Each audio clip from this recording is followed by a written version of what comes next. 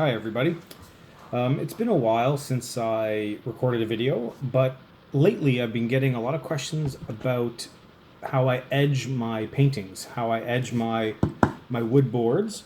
So today I thought I'd give you a rundown of the tips that I have discovered working with Art Resin over the past year and a half. I've noticed a few things. Some of you enjoy putting your tape on your wood panels flush to the sides. And that's great if that works for you. I've tried the small version, the thicker version, frog tape, the blue tape, and no matter what tape I use, the resin always seems to fall in between the wood and the tape and bleeds down onto my wood panel. So when I remove the tape, I still have to sand down my panel to get the resin off before I can finish my edges. What I've discovered is that for you that want a clean, fresh edge, the best product that I found is this red tape. And I don't know if you can see it, but it's called Tuck Tape. And it's a plastic style tape, and it's very sticky. It's crazy sticky, but it works great. If you put it flush on your board and make sure it's well adhered, it also folds over the bottom of most boards perfectly to cover your base. So even if it comes over and it drips, it'll peel right off, and the resin will come off perfectly when you're done. So that's my tip number one.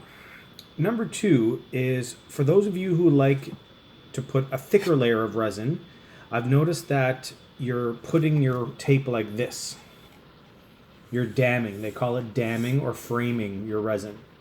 Now, I've tried this a few times, and the problem I have with this as well is that when you put a thick coat of resin, the resin will creep up the tape just a little bit, about a millimeter. Although it doesn't bleed with the tuck tape when you do it high like that, it doesn't bleed through, but when you remove the tape, the resin edge will be high and sharp. It won't be flush to your board. You'll have a little bit of a tall edge that's very sharp, and the only way to get rid of that would be to sand down your entire piece and apply another coat of resin, which can get expensive depending on the size of board that you're using. So what I suggest, I'm going to take this off so it doesn't get in the way, is using the tuck tape.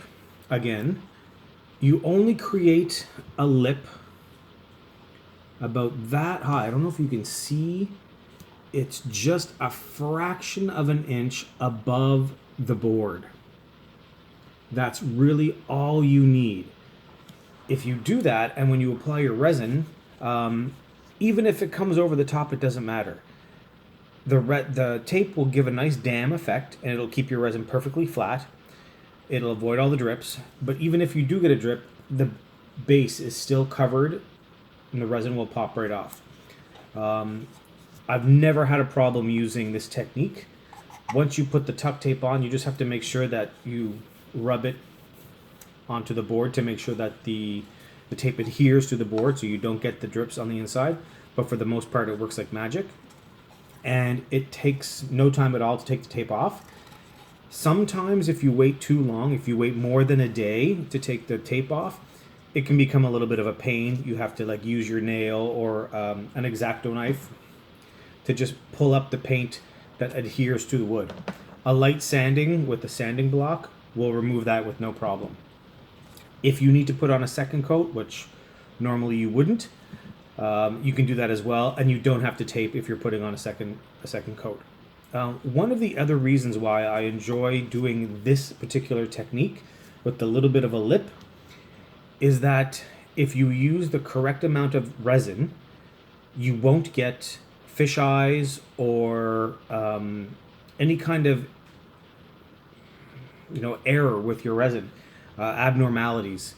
The tape all around kind of forces the resin to stay thicker and not spread out and create those abnormalities.